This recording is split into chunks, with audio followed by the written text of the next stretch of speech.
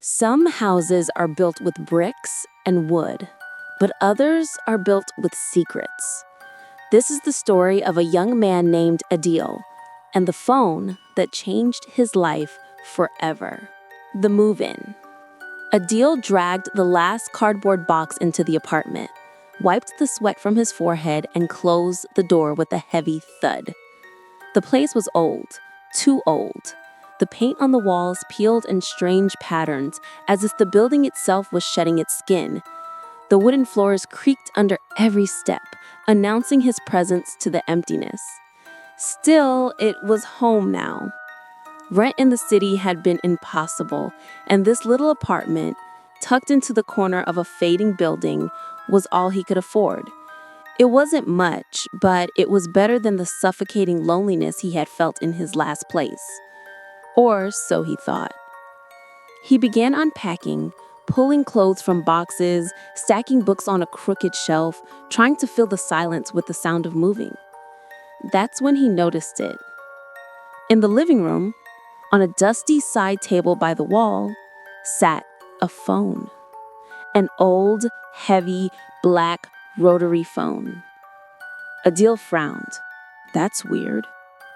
He bent down and examined it. No wires, no line, no socket anywhere near the table. It wasn't connected to anything, just a dead piece of plastic and metal abandoned by the last tenant. Guess they forgot to take their antique, he muttered, brushing a layer of dust off it.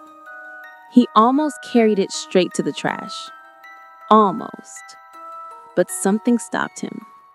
Why? He couldn't say. Instead, he left it where it was. The first night. By nightfall, the apartment felt colder than he expected. The air carried a damp, musty smell, and the shadows stretched unnaturally long across the floor. Adil lay in bed, staring at the cracked ceiling, listening to the creaks and groans of the old building. Then, it happened. Ring! Adil sat up, heart hammering. It was the phone, that black, unwired, impossible phone. It rang again, loud, shrill. The sound echoed against the walls like a scream.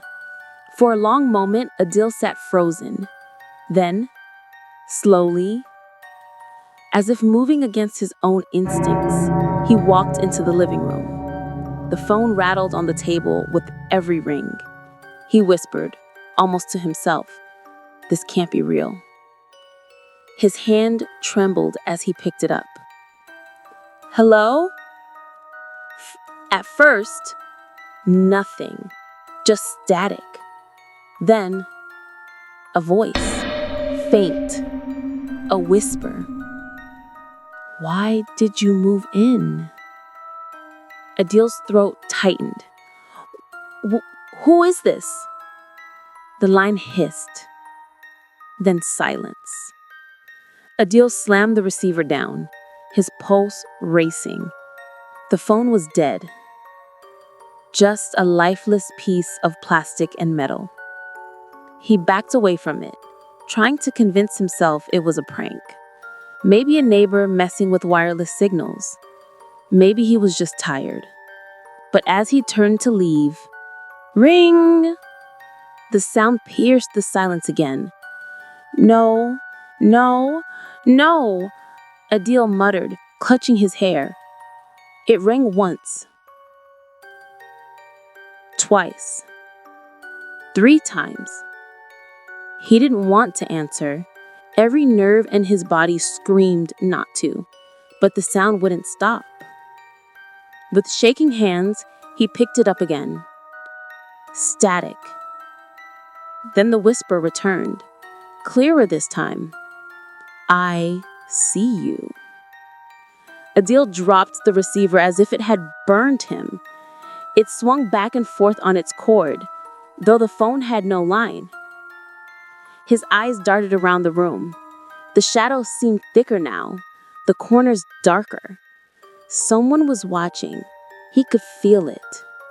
Restless sleep. That night, Adil barely slept. Every creak of the building felt like footsteps. Every brush of wind against the window sounded like breathing.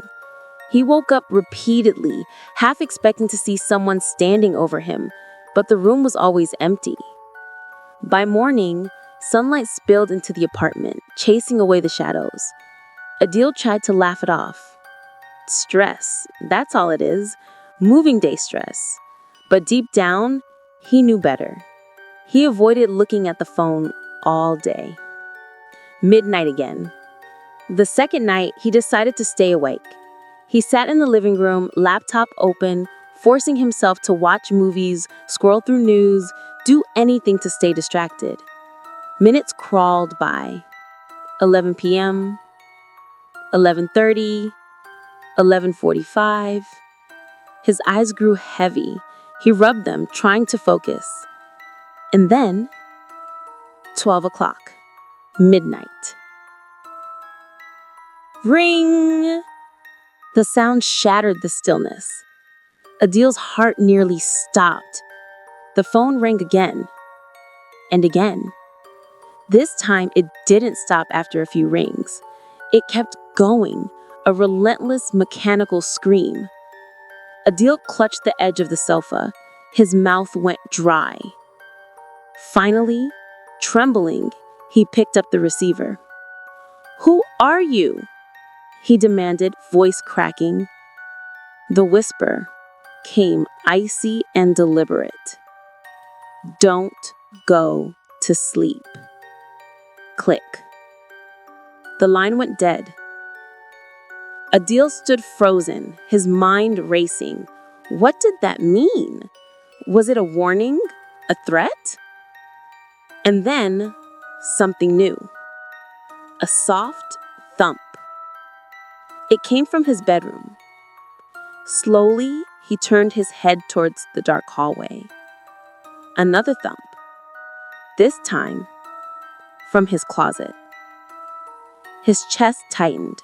He wanted to run, to leave, but his feet moved him forward, step by reluctant step. Down the hall. The air grew colder as he reached the bedroom. The closet door stood slightly open. A thin line of darkness peered out like an eye. His hand shook as he reached for the handle. He pulled it open. Inside, only clothes, hangers, dust. But at the very bottom, shoved into the corner, sat a small box, old, wooden. Adil hesitated, then slowly slid it out. The lid creaked as he lifted it. Inside was a single photograph. His apartment, years ago. In the photo stood a man, smiling faintly, holding the same black phone in his hand. But his eyes had been scratched out with something sharp. Deep red marks scarred the paper, and in the reflection of the window behind him stood someone else. Someone who looked exactly like Adil.